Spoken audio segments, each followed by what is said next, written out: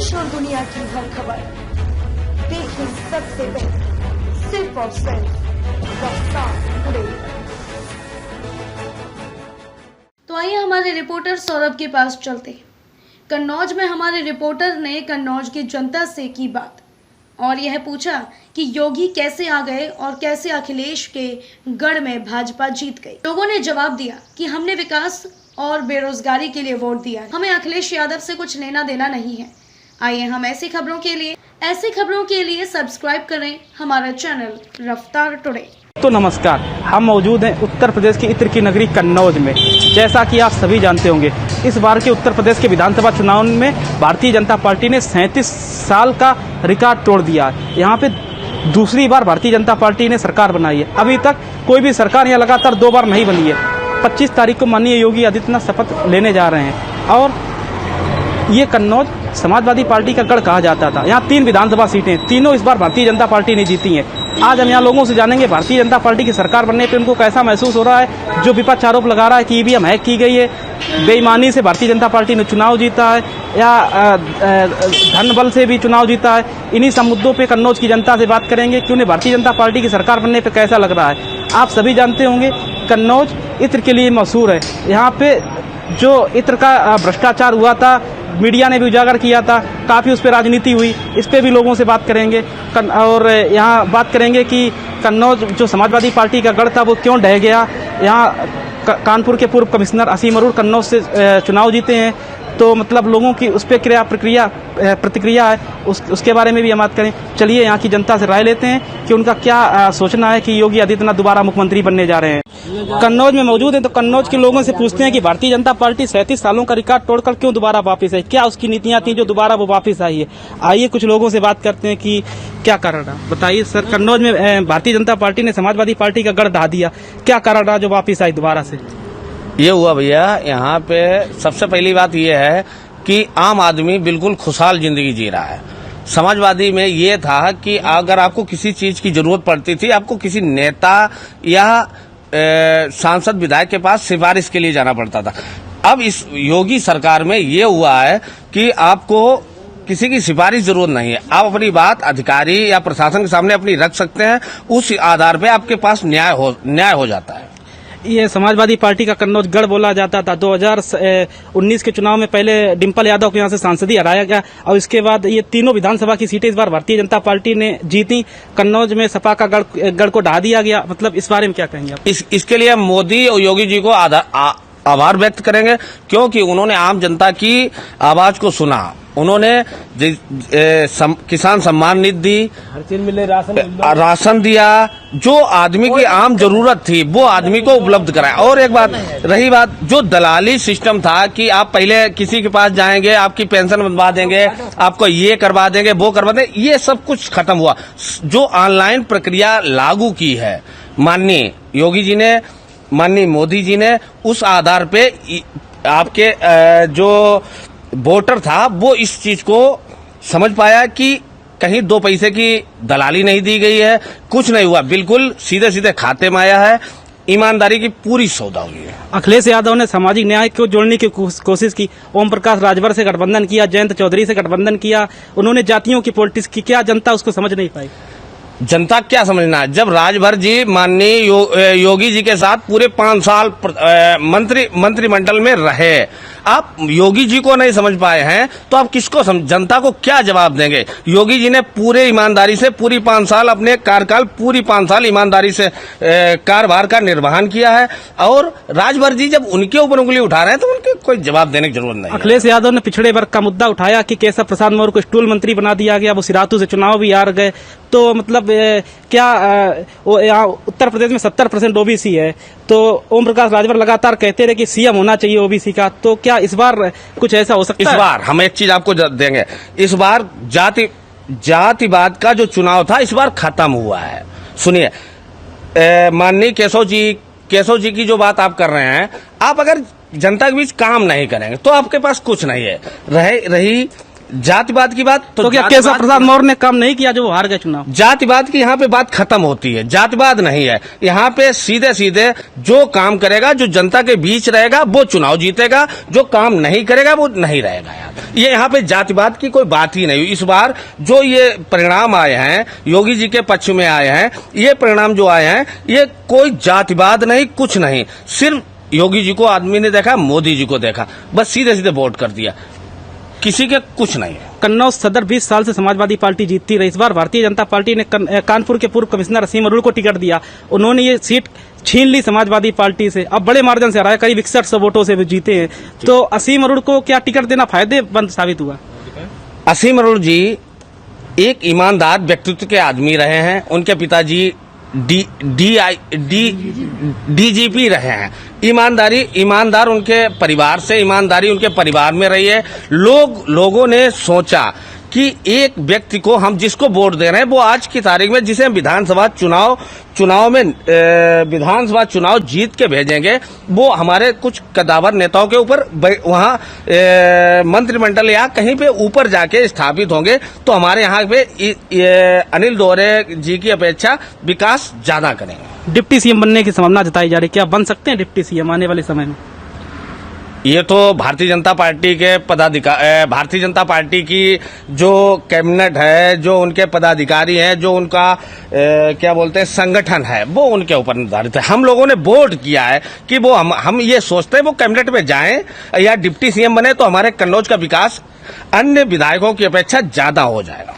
और कुछ लोग मौजूद हैं। किसानों का मुद्दा बड़े जोर शोर से उठाया गया कि किसानों को न्याय नहीं मिल पा रहा, एमएसपी का लाभ उनको नहीं मिल पा रहा है, उस बारे में आप क्या कहेंगे?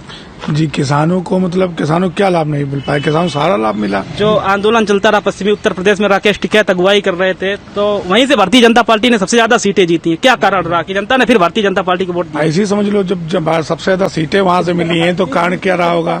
वहां तो कोई बात ही नहीं होगी, वहां तो सब कुछ ठीक रहा होगा, तभी तो भारतीय जनता पार्टी सबसे ज्यादा सीटें जीत के आई वहां से। अखिलेश यादव कह रहे थे कि जो 2000 रुपए केंद्र सरकार दे रही है उसका कोई लाभ नहीं होगा, उस पर किसान वोट नहीं करेगा क्योंकि महंगाई बहुत ज्यादा है, तो जनता वोट उस पर ही करेगी। हर योजना आती थी उसमें आधा खा जाते थे बीच वाले, आधा किसानों के पास या कि पब्लिक के पास आती थी। अब सीधा 2000 वहां से मोदी जी डालते हैं और यहाँ आज किसान निकालता है या पब्लिक निकालती है, तो क्या मतलब उसमें क्या खा गया? कुछ नहीं। तो 2012 से 17 तक की अखिलेश यादव की सरकार और 17 से 22 तक की योगी आदित्यनाथ सरकार, दोनों में सबसे अच्छी सरकार कौन सी रही?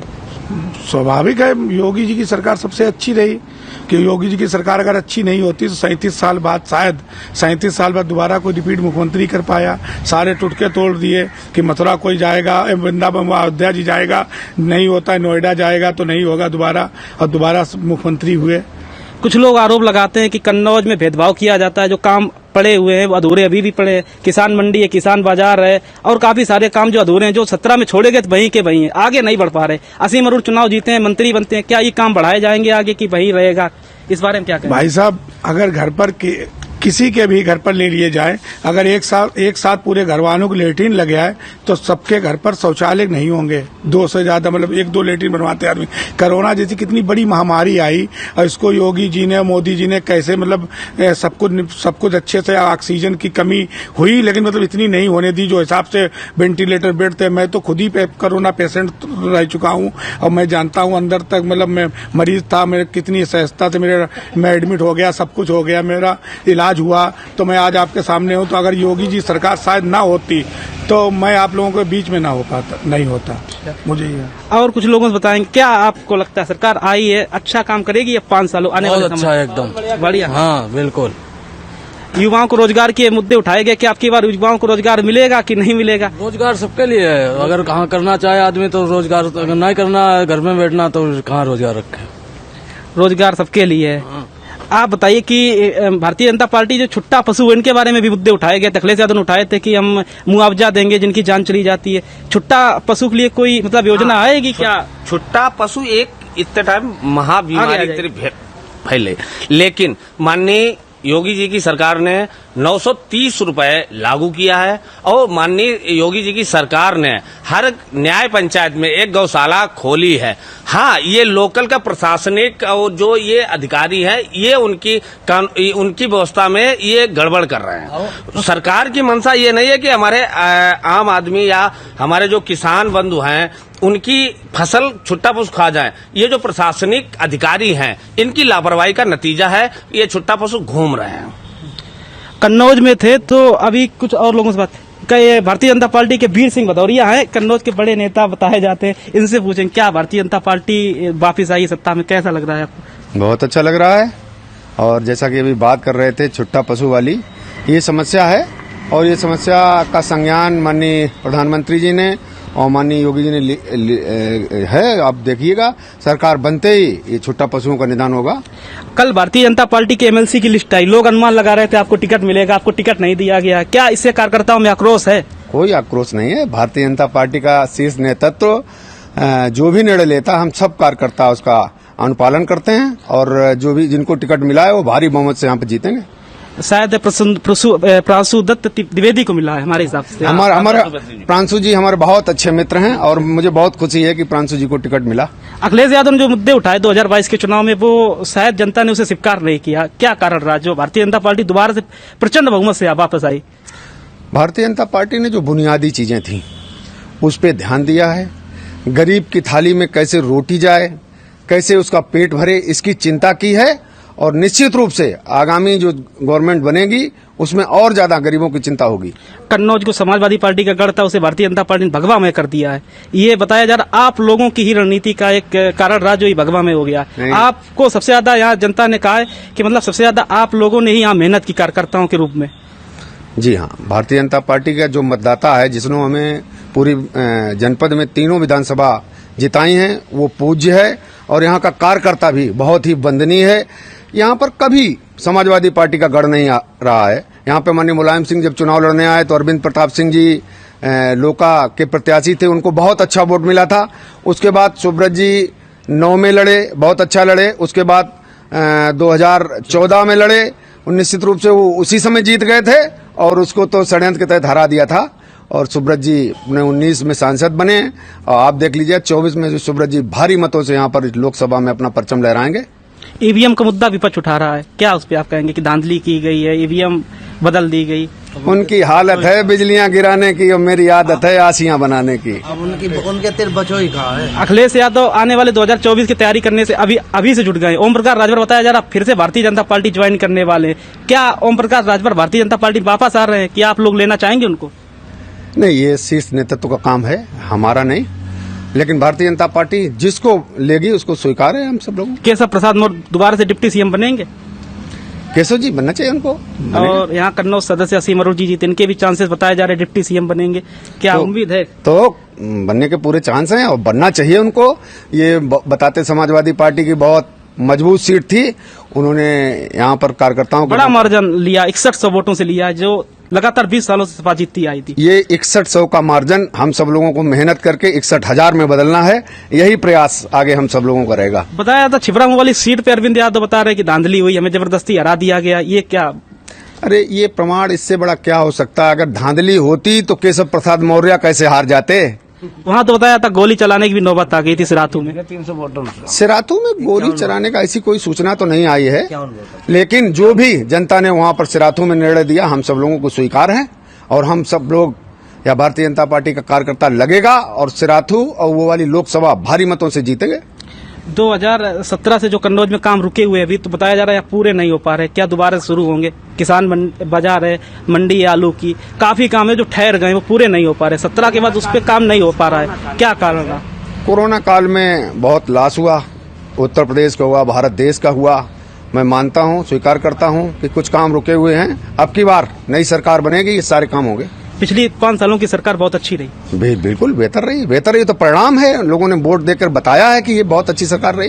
काफी समय हो गए, 10 तारीख को नतीजे आए थे, करीब 8 दिन हो चुके हैं, अभी तक शपथ ग्रहण नहीं हो पा रहा, क्या कारण है शपथ ग्रहण इतने डिले किया जा रहा है? क्या कोई पेच फंसा हुआ है? जल्दी क्या है जल्दी क्या है? लगातार तारीख बदली जा रही, बताया जा रहा है सीएम के ऊपर भी कुछ पेच फंसे हुए हैं। कोई पेच नहीं, ये भारतीय जनता पार्टी की सरकार है। कोई भी कार्यकर्ता, कोई किसी प्रकार का मिनिस्टर बनता है, सबको स्वीकार होता है, सबको खुशी होती है। अभी से आप लोग 2024 की तैयारी में जुट गए हैं कि अभी कुछ समय लेंगे? अभी तो एमएलसी का चुनाव देखना है। एमएलसी भारी वोटों से जितनी है, एमएलसी समाजवादी पार्टी खाते में इसको छीन लेना है, भाजपा खाते में डालना है, उसके बाद तुरंत लोकसभा में लगना है। शायद 35 सीटों पर चुनाव हो रहा है, जिसमें शायद 30 समाजवादी पार्टी ने 17 में जीती थी हमारे हिसाब से। अब की बार क्लीन स्वीप होगा भारतीय जनता पार्टी का। आपको टिकट नहीं मिली, कोई हताशा है? नहीं, कोई हताशा नहीं, कोई निराशा नहीं। वो जिनको मिला है वो मेरे बहुत अच्छे मित्र हैं। अभी नहीं मिला, कुछ और मिलेगा, ये सब चलता रहता है सिस्टम। ये थे वीर सिंह भदौरिया, कन्नौज में भारतीय जनता पार्टी के बड़े नेताओं में इनका नाम है। अभी हम और कुछ लोगों से बात करेंगे। अभी हमने आपको कन्नौज से भाजपा के बड़े नेता वीर सिंह भदौरिया की बात सुनाई कि भारतीय जनता पार्टी वापस आई, उन्हें कैसा लग रहा है। तो वीर सिंह भदौरिया ने अपने सवालों के जवाब दिए। हम कुछ ग्रामीण अंचलों में आए हुए, कुछ ग्रामीण किसान है, उनसे बात करते हैं कि उन्हें कैसा लग रहा है भारतीय जनता पार्टी दोबारा सत्ता में वापस आई। हमारे साथ कुछ किसान मौजूद हैं। बाबा, भारतीय जनता पार्टी दोबारा सत्ता में आई है, आपको कैसा लग रहा है? हमको बहुत बढ़िया लग रहा है। बढ़िया लग रहा है। 2012 से 17 तक अखिलेश यादव की सरकार चली, 17 से 22 तक माननीय योगी आदित्यनाथ की सरकार चली। आपने दोनों सरकार को देखा, यहाँ तक कि आपने कई सरकारों को पहले भी देखा होगा। सबसे अच्छी सरकार आपको कौन सी? सबसे सरकार जो है हमें बढ़िया लगी। योगी आदित्यनाथ की सरकार आपको क्यों अच्छी लगी? इसलिए अच्छी लगी, ना कोई गुंडागर्दी है और चाहे यहाँ घूम रहा हो, कोई ना बदमाश है, न कोई है, न कोई कुछ ना है। हमें बहुत अच्छी लगी। केवल दिक्कत यह है साड़न की, तो साड़न की दिक्कत यह है ये और कदम व्यवस्था, बस और कोई दिक्कत नहीं। कन्नौज समाजवादी पार्टी का गढ़ कहा जाता। माननीय नेताजी सांसद रहे, अखिलेश यादव सांसद रहे, डिम्पल यादव सांसद रही। डिम्पल यादव चुनाव भी हारी। इसके बाद तीनों, इस बार 2022 के चुनाव में समाजवादी पार्टी तीनों सीटें हार गई। और जबकि उन्होंने काम भी बताया जाता, कन्नौज में बहुत काम किया है, इतना भारतीय जनता पार्टी नहीं किया है। तो क्या कारण रहा फिर भी समाजवादी पार्टी लगातार हार रही है, जबकि वो उनका गढ़ है? गढ़ है इसलिए हार रही है कि जो है महिलाओं को तो बहुत सुविधा मिल रही है कि महिलाओं को जो है 500 रुपया मिले, इसके बाद जो है राशनों खूब मिले, तो उन लोगों ने खूब वोट दिया। ये आपके खेत हैं? हाँ, हमारे खेत। तो अब जैसे कि आपके खेत है, मतलब तो महंगाई से आपको क्या दिक्कत नहीं हो रही? डीजल बढ़ गया है? डीजल बढ़ गया है, क्या करें, तो बहाने बढ़ गया तो डीजल सरकार लाभ है कहाँ? अच्छा सही बताना, आपने किस मुद्दे पे वोट किया था? महंगाई पे वोट किया था कि गुंडागर्दी वोट किया? गुंडागर्दी पे 2 वोट हमने, और बहुत बढ़िया हिसाब चल रहा है मोदी को, योगी को, हम ऐसा ही खुश है। 2024 के चुनाव भी आएंगे, फिर भी क्या? फिर भी उम्मीद है यही रहेंगे। हाँ। कुछ बेरोजगारी के मुद्दे नहीं चले? आपके लड़के भी होंगे, क्या बेरोजगारी के मुद्दे चले नहीं चले? लड़के तो हैं, लेकिन लड़के नहीं पढ़े ज्यादा हैं तो नहीं लग पाए, तो इसके लिए हम क्या करें। कोई राशन मिल रहा है आपको? राशन मिल रहा है, सब कुछ मिल रहा है। सब कुछ मिल रहा है। और कुछ लोगों से बात करते हैं। आपको कैसा लग रहा है भाजपा दोबारा सत्ता में आई? हमको बहुत अच्छा लगा, हमने खुद दिया वोट। आपने भी वोट दिया है। क्या कारण रहा कि अखिलेश यादव अपनी सरकार नहीं बना पाए? नहीं बना पाए वो तो वो जाने, वो खुद जानते होंगे कि क्या कारण रहा। इस बार उन्होंने सामाजिक नीतियों को मतलब जोड़ा, सभी जातियों को लेकर चले। जैसे ओम प्रकाश राजभर से गठबंधन किया, जयंत चौधरी से गठबंधन किया, कृष्णा पटेल से गठबंधन किया, एक जातीय समीकरण बनाया कि सारी जातियों को हम ले लेते हैं, तो एक गठबंधन मतलब ये नहीं रहेगा कि हम। अभी हमने वीर सिंह भदौरिया, भाजपा नेता वीर सिंह भदौरिया की बात सुनाई, कुछ किसानों की बात सुनाई। आप कन्नौज के कुछ लोगों की भी बात सुनाएंगे। इन लोगों को कैसा लगता है कि भारतीय जनता पार्टी की दोबारा सरकार वापस आई है? इनको कैसा लग रहा है, क्या कारण रहा वो वापस आई है? आप कन्नौज के ही है?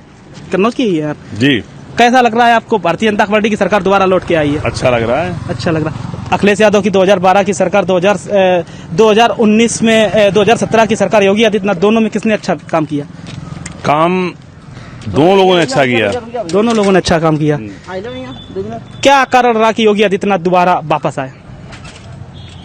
मेन कारण ये है कि अखिलेश जी की सरकार में उनके जो कार्यकर्ता हैं उनका बड़बोलापन, और उसी की वजह से जो आम जनता है, खासकर पिछड़े हुए लोग या दलित लोग, वो उनसे डरते हैं। तो ये जो डर है जो उनके कार्यकर्ताओं का, वही इनकी सरकार को नहीं बनने दे रहा है। वीर सिंह क्या बोलते हैं, समाजवादी पार्टी का ये गढ़ बोला जाता था, अब ये भारतीय जनता पार्टी का एक तरीके से गढ़ बोला जाने लगा है। क्या कारण रहा समाजवादी पार्टी का ये गढ़ खत्म हो गया? वो कारण ये है कि आम जनता खुश है, सबको बिजली मिल रही है, कोई परेशानी नहीं है, और स्वास्थ्य सुविधाएं भी पहले से बेहतर हुई हैं। और हमारे साथ कुछ लोग हैं। अभी हम लोग भाजपा नेता वीर सिंह भदौरिया के घर पे थे, तो उन्होंने ये बताया कि यहाँ पे कानून व्यवस्था का मुद्दा बहुत अच्छा चला, कि कानून व्यवस्था भाजपा ने बहुत अच्छी की, इस वजह से लोगों ने वोट किया। भाजपा के बड़े नेता हैं वीर सिंह भदौरिया, उन्होंने ये सब कहा। क्या लग रहा है कि यही कारण रहा कि भारतीय जनता पार्टी दोबारा से आई? हाँ, यही कारण रहा क्योंकि पूर्व में जो सरकार रही कि वहाँ उसमें आके इतनी बढ़िया कानून व्यवस्था नहीं थी ना, उसमें इतनी बढ़िया कानून व्यवस्था नहीं थी जितनी प्रेजेंट में आके जो सरकार बनी है। आप क्या काम करते हैं? हम तो अधिवक्ता हैं। अधिवक्ताओं के लिए क्या भाजपा ने कुछ अच्छा काम किया, कुछ आपकी बेहतरी के लिए कदम उठाए? हाँ, और बार काउंसिल में कुछ करके उसमें नियम कुछ बनाए और जो भी सेवाएं वकीलों के लिए हैं वो भी उन्होंने किया अच्छी तरीके से उसको किया। रोजगार के मुद्दे पे वोट नहीं पड़ा क्या? हाँ, रोजगार के मुद्दे तो वोट पड़ा ही है कि रोजगार बेरोजगारी पहले की सरकारों में बहुत ज़्यादा बेरोजगारी थी कि, और जो नई ये योगी आदित्यनाथ की जो सरकार रही है कि पूर्व में और इस प्रेजेंट टाइम और बनेगी अभी, इसमें बढ़िया रोजगार मुहैया कराए। अखिलेश यादव से बेहतर सरकार रही तभी दोबारा जीत के आई योगी आदित्यनाथ की सरकार। हाँ, पहले से बेहतर रहा है। 2024 में नरेंद्र मोदी के मुकाबले कोई अभी है? नहीं है। नहीं है, वापस आ रहे हैं दोबारा से मोदी। हाँ, दोबारा से वापस। ये थी कन्नौज की जनता का मूड। कल हम लोग किसी नए मुद्दे पे मौजूद होंगे यहीं पे। तब तक के लिए धन्यवाद। हमारे साथ थे कैमरामैन अश्विनी राजपूत के साथ सौरभ सप्ताह, कन्नौज।